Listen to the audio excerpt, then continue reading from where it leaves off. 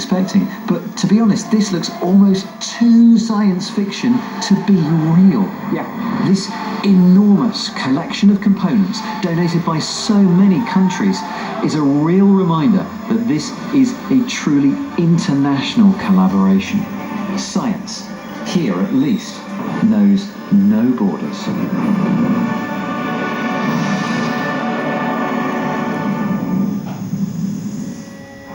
What you see here are what we call the focusing magnets, so it's a bit like your lens in the camera. So when you say focusing the particles down, you mean like aligning them into a really narrow beam?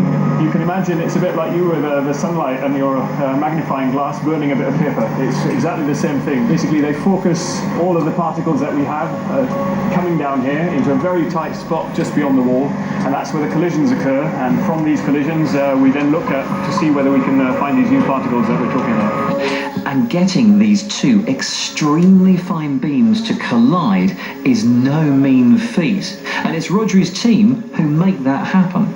You're, in effect, the sniper to get these beams exactly the equipment that we build measures the position. We then feed back on the magnet currents, and they adjust slightly the position until we're colliding. So without you, these beams would probably never circulate.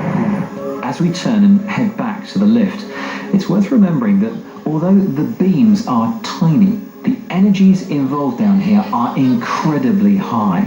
So high that humans are usually banned from this tunnel. We're really lucky to be allowed down here, and the only reason we are is because the LHC is switched off for maintenance. If this was running, it would be far too dangerous for us to be down here. In fact, we've all been given these little tokens, and if any of these are detected by the sensors down here, you can't switch the LHC on. Okay, time to leave Switzerland just for a few minutes.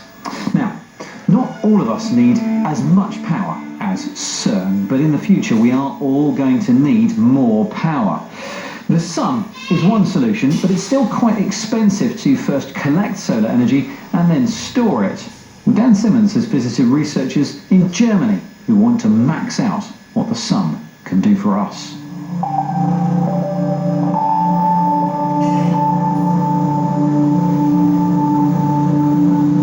It's free energy, but the technology needed to capture it is still expensive. So when it comes to heating and lighting our homes, some believe the answer revolves around the planet's movement.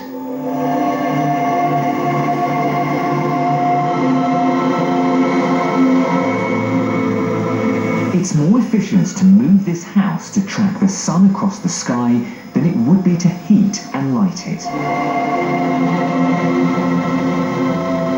This is such a weird sensation.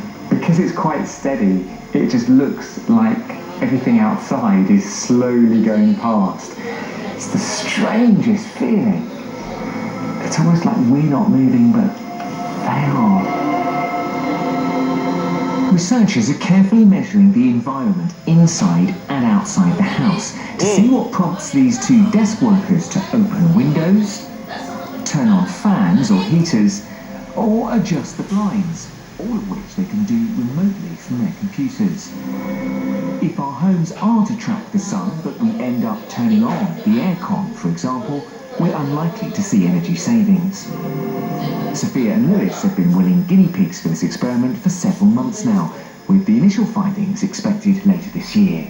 For experiment, we are using the location two ways, because we can manipulate how the sun is affecting the people. In winter, you could try to face the sun as much as possible to gain the solar radiation and the heat through that. But in summertime, you maybe don't want to have it as warm inside, and you don't want to have sunshine, so you will just turn your back and keep it cool inside. Now, for most of us, spinning our existing home isn't really an option. So back to those solar panels at Europe's largest research solar park, where they're finding out how to make it all cheaper and better suited to our homes. If you get energy from the grid, you pay around 29 euro cent. Producing your own energy might end up around 9-10 euro cent. So the difference between these 29 and these 9 euro is available for storage. A available for storage means that 20 cents per kilowatt hour saving is at the moment almost completely spent on buying the hardware in the first place. And as most batteries still only achieve 4,000 to 5,000 cycles, that storage is an ongoing cost. So the Karlsruhe Institute is looking to match better battery tech with clever control systems. To deliver the cost savings, solar power has been promising for decades. One idea is to reduce the need to store solar energy. In most solar farms, all the panels would face the same way, usually south in the northern hemisphere to get the most amount of electricity. But here they're testing out pointing the panels in different directions in order to get a more even delivery of electricity across the course of the day. So rather than make as much energy as possible, the idea now is that we harvest it at the same time we use it and reduce the need for those expensive batteries. The panels themselves are starting to deliver about 20% efficiency, so it's now starting to be possible to design power systems even in Northern Europe that pay for themselves in 10 years. Looking to the future, architects are imagining how skyscrapers could spin while harvesting solar and, in this case, wind power. But this dynamic tower, or anything similar that could power itself, has yet to be built. And perhaps that's because of a small problem I've found with buildings that move. Where's the